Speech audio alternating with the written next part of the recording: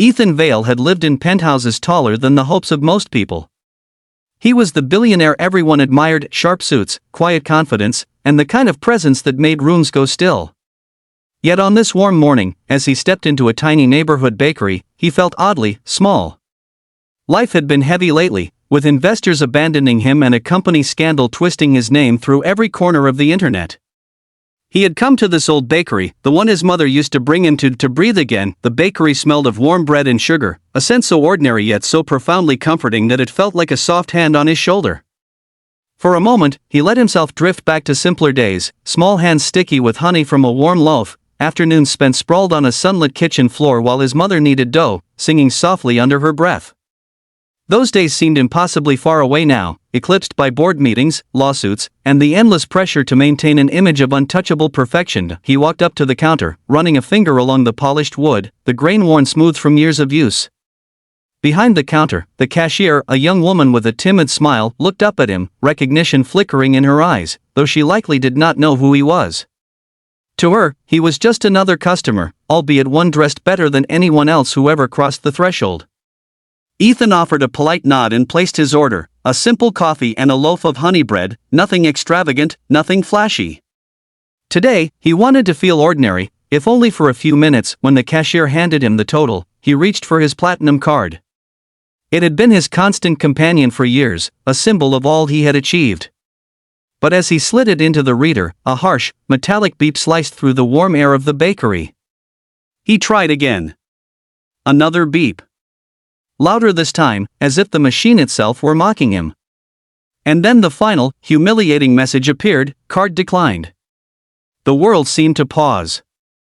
The hum of the coffee machine, the chatter of patrons, the distant clatter of deliveries outside, all of it faded into an uncomfortable silence.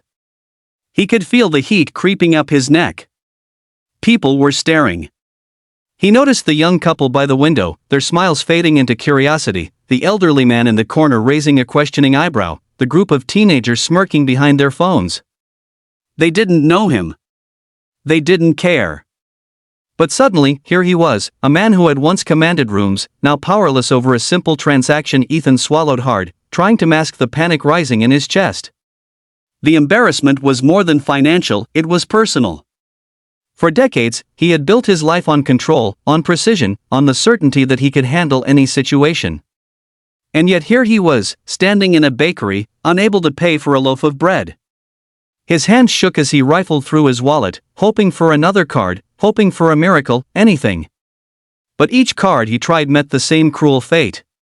They were all frozen, pending investigation into the scandal that had consumed his company and tarnished his name.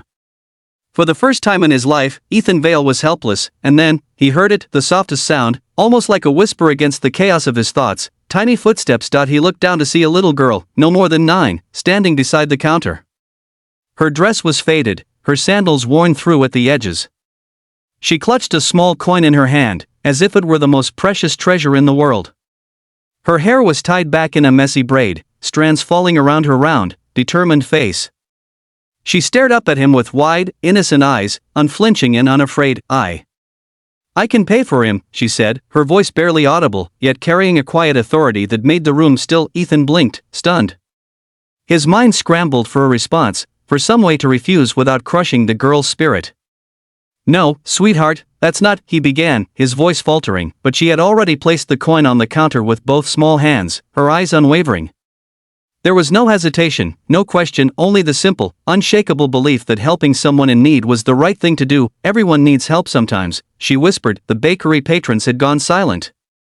Their amusement, their curiosity, even their judgment, all of it vanished in the presence of this little girl's courage. The cashier, still holding Ethan's declined card, hesitated, then accepted the coin, unsure what else to do. Ethan could barely meet the girl's gaze. The humility he felt now was crushing, yet in it was something else, a warmth he hadn't realized he was missing. He wanted to say thank you. He wanted to offer her the kind of reward that could match her bravery. But the words died in his throat. All he could do was watch as she straightened her back, gave him a small, brave nod, and turned to leave. Something inside Ethan shifted. In that brief, ordinary moment, this girl, so small, so vulnerable, so completely without worldly power, had reminded him of the humanity he had buried beneath wealth and ambition.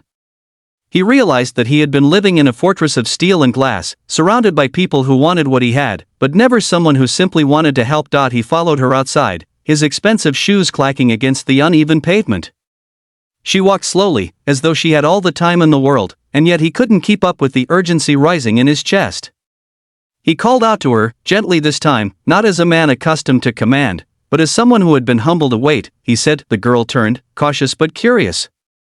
Her small hands fiddled with the strap of her worn backpack. Yes, she asked. My name is Ethan, he said. You didn't have to help me. She shrugged, a small smile tugging at her lips. My mama says kindness is never wasted. Even if people think you're small. The simplicity of her words struck him like a lightning bolt. He had spent his life measuring worth in dollars, influence, and titles, yet here was a child teaching him a lesson he had forgotten long ago. What's your name? He asked, kneeling slightly to meet her gaze. Anna, she said. The name felt like a fragile thread reaching into his chest, tugging at something he hadn't allowed himself to feel in years. Can I pay you back? Ethan asked. No, she said quickly, shaking her head. It wasn't about money. You looked sad. Ethan's throat tightened. Sad. The word sounded so small, so simple, yet it encapsulated the heavy, endless exhaustion that had consumed him. She had seen through the armor he had built with meticulous care, through the smiles and the money, straight into the man who had forgotten what it meant to feel alive. He asked if he could walk her home. She hesitated but eventually nodded, and they walked together through a neighborhood he had never noticed before. Broken sidewalks, peeling paint, laundry flapping in the warm breeze. It wasn't the poverty he had imagined from a distance, statistics and reports. It was tangible, palpable, human. When they reached her apartment building, Ethan noticed how precarious it looked, the paint chipping off the walls, the door sagging slightly on its hinges. She led him up narrow, creaking stairs, and finally to a small fourth-floor apartment. Her mother opened the door, eyes widening at the sight of a sharply dressed man kneeling beside her daughter. Anna whispered, Mama, he needed help.